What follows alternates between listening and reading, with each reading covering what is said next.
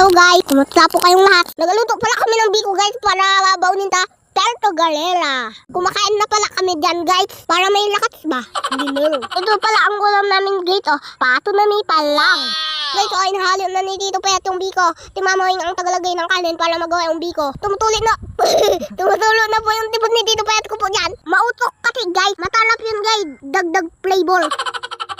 Nandito na pala kami talog ng tatakyan guys. Tatakyan po nila Tita Lots to. Yung may 12 yata ulo.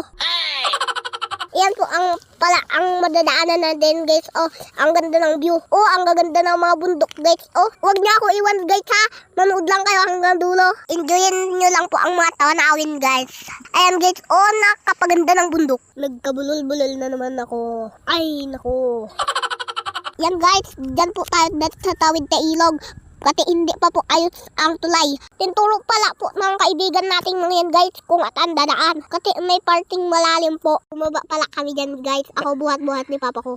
Ayan po mama ko guys. Oh, munting na tubtob kasi madulas yung bato. Kaya ang linaw po ng tubig guys. Oh, yan! Kuhay din mama ko. Nakatawid na po pala kami sa ilog guys. Yan guys, may nakatalubong po kaming malaking tatakyan guys. Ayan guys, sobrang alikabok po. Kaya kuminto po kami.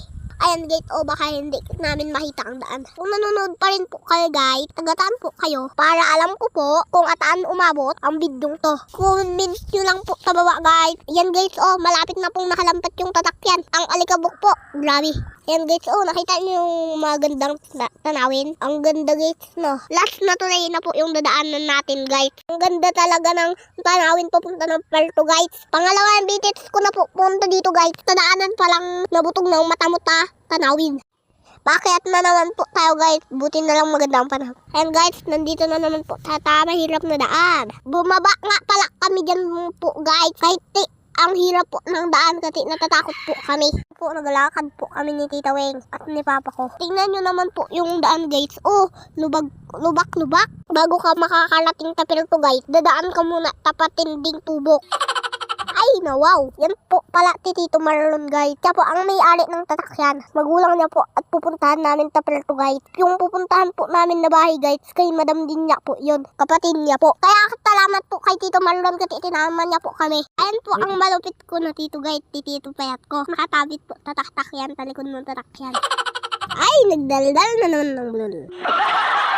Ayan po guys, nakalating na po pala kami bahay nila Madam Linya. Ayan po guys, oh kaganda po ng bahay nila no. Maraming salamat po Madam, tapagpatuloy mo po ta amin. Ay mityo po. Nagkakain na pala po kami guys kasi nagugutom ang mamang yan. Maraming salamat po